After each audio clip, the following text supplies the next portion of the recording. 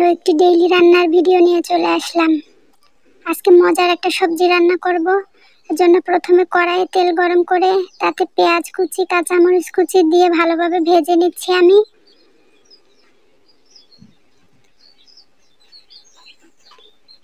পেঁয়াজ এবং কাঁচামরিচটা ভাজা হয়ে গেলে দিয়ে দেব আগে থেকে কুচি কুচি করে কেটে রাখা চিকেনগুলোকে আমি পিস পিস করে ছোট ছোট করে কেটে নিয়েছি। এবার তেলের সাথে একটু হালকা ভেজে নেব যেন চিকেনের গায়ের পানিটা শুকিয়ে যায়।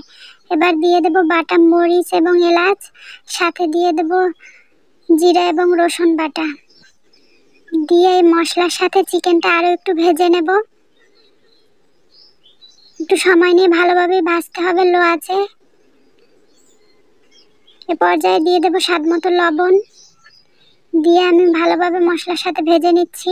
ভাজা হয়ে গেছে, এবার সামান্য একটু পানি দিয়ে নেব আমি, মিশিয়ে নিচ্ছি। কালারের জন্য দিয়ে দেব হলুদ গুঁড়া, দিয়ে এই মশলার সাথে চিকেনটা একটু ভালোভাবে কষিয়ে নেব। দেখুন আমি ভালোভাবে কষিয়ে নিয়েছি, পানিটা একদম শুকিয়ে গেছে। এ পর্যায়ে দিয়ে দেব আগে থেকে কুচি করে কেটে রাখা বাঁধাকপি। শীতে প্রচুর বাঁধাকপি পাওয়া যায়, এখনো বাজারে কম বেশি পাওয়া যায়। বাঁধাকপি অনেক সময় অনেকে খেতে চায় না, আমারও তেমন পছন্দ না, আমি এভাবে রান্না করলে খেতে পারি। আমি এক এক করে সব বাঁধাকপিগুলো দিয়ে দিচ্ছি।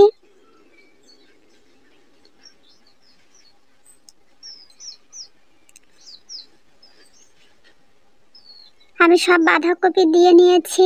এবার একটা ঢাকনা দিয়ে রান্না করে নেব যতক্ষণ না বাঁধাকপিগুলো সেদ্ধ হয়। ঢাকনাটা তুলে আমি একটু উল্টে পাল্টে দিচ্ছি।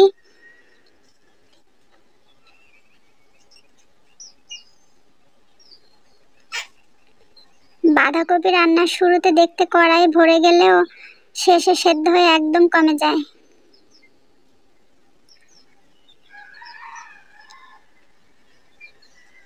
এবার উল্টে পাল্টে নেড়ে চেড়ে ভেজে নিতে হবে। আরো একবার ঢাকনা দিয়ে দেব আমি একটু। ঢাকনা তুলে একদম সেদ্ধ হয়ে গেছে দেখুন। এবার ভাজা ভাজা করে নেব, একদম পোড়া পোড়া করে ভেজে নেব। উল্টে পাল্টে যতটা সম্ভব ভেজে তুলে নেব। আমার বাঁধাকপি ভাজি একদম রেডি। দেখুন এরকম ভাজি করলে যারা খেতে চায় না তারাও খেয়ে নেবে চেটেপুটে। খুবই মজার হয় খেতে, ফ্লেভারটাও অনেক সুন্দর হয়। আমার তো খুবই পছন্দ এভাবে ভাজি করলে, যদিও আমি বাঁধাকপি তেমন পছন্দ করি না, এভাবে ভাজি করলে আমিও খুব মজা করে খেয়ে নিই।